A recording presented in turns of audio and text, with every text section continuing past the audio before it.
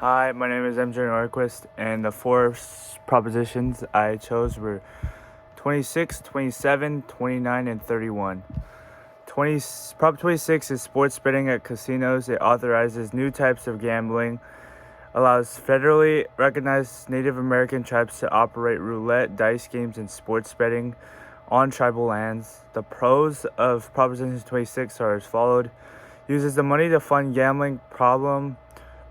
So basically it's taking the money that's used for the taxes and directly applies it to programs to stop the addiction of gambling.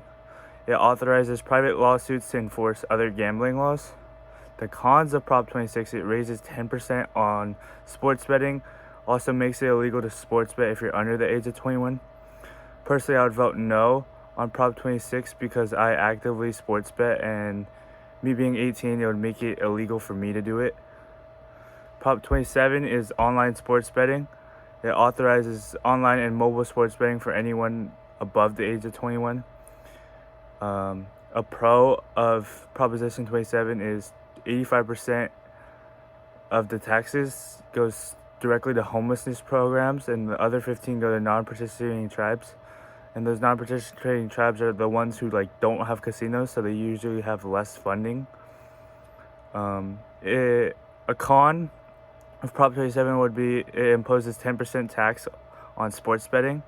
Personally, I would still vote no to 27 just because it would move the age requirement to 21, and I'm 18, so I wouldn't be able to do what I like to do.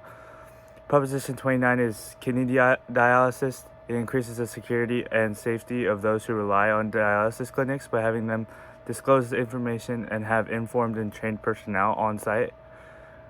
A pro, it would enforce clinics to have 6-month experienced staff on site at all times.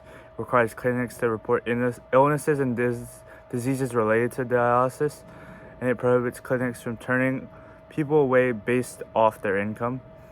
A con of Proposition 29 would be that it requires clinics to tell patients who have ownership of the clinics, like the physicians who own part of it. For Proposition 29, I would vote yes on Proposition 29 because I have multiple family members who go to dialysis clinics and they depend on it. That's the way they live still. And just the pure fact of someone getting denied what they need to survive is something that doesn't sit right with me, I guess. And also it increases if something's going on at that clinic, that they could stop it before more and more people actually get sick because they're still using it. Proposition 31 bans the sale of flavored tobacco products. It's the referendum challenging a 2020 law prohibiting retail sale of certain flavored tobacco products. The pros, it protects kids by preventing the sale of candy flavored tobacco.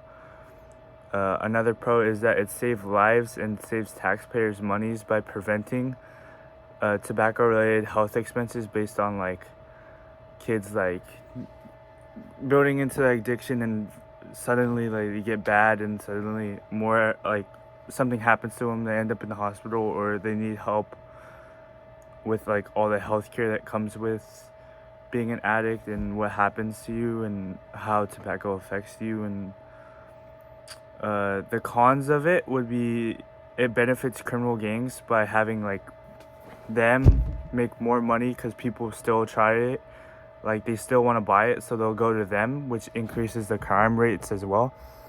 I would vote no on Proposition 31 because we don't need the underground markets to keep increasing.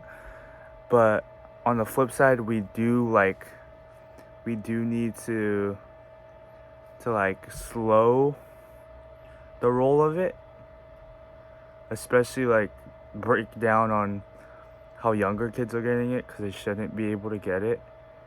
And Tony Gwynn once told me just to stay away from it in general, but I feel certain people once they get to it, they get addicted to it, which isn't the best thing for them.